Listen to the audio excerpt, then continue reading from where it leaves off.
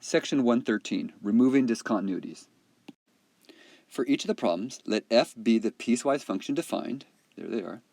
Find the value of the constant so that f is continuous at all x, for all x. So the constants here are a. All right, I want to find what letter can I put in for a such that this whole piecewise is continuous for the whole thing. Now, the first thing you have to think about, are each of these functions continuous by themselves? And yes, they're lines. These are just lines. So since they're both lines, we know each individually is continuous. So what we need to do next is we need to realize at 3, these two functions need to meet when x equals 3. If that is true, if at 3 these two have the same outputs, then it's continuous. So if they have the same outputs, let's think about that. Wouldn't that mean that 2x minus a equals ax plus 5? Aren't we looking for them to be equal, them to intersect? And where do we want them to intersect? Well, we want them to intersect when x is what? What x value do we want them to intersect at? And if you look at it, isn't the x 3? So at x equals 3, isn't that what we want, where we want them to intersect? So if we solve that, can we get a? If we solve this equation, we're going to get a. So let's solve it. We have 6 minus a equals 3a plus 5. Let's start solving this. So to solve this, I'm going to, let's say I'm going to minus the 3a over. So minusing the 3a over, good. I have 6 minus 4a equals 5. Okay, then I'm going to minus the 6 over, and that gives me negative 4a equals negative 1. And then I'm going to divide by negative 4, and that gives me a equals positive 1/4.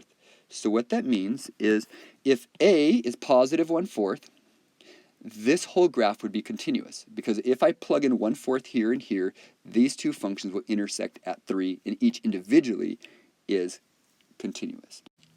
So let's now look at this one. Same idea is we want these to intersect. Now each one, this is a parabola, this is a line. They're both continuous. So we want them to intersect at 2. So we want the functions to be equal when x equals 2.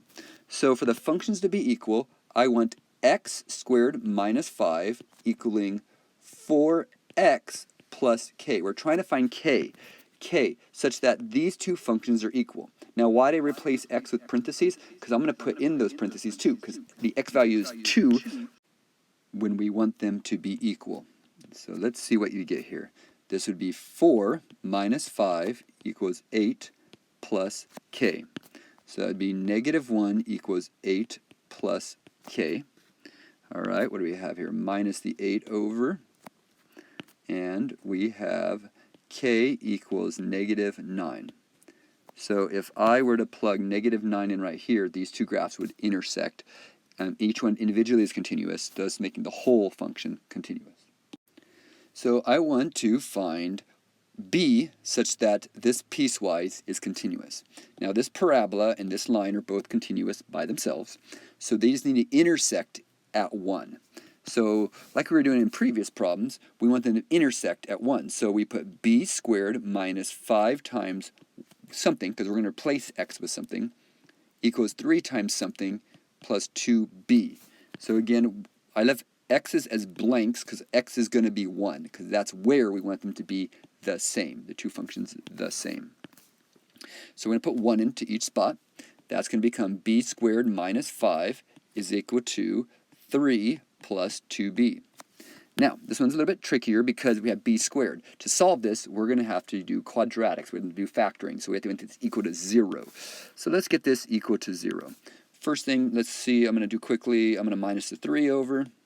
So what I now have is b squared minus 8 equals 2b. Okay, then I'm going to minus the 2b over. I'm going to squeeze it in the middle there so it's in standard form.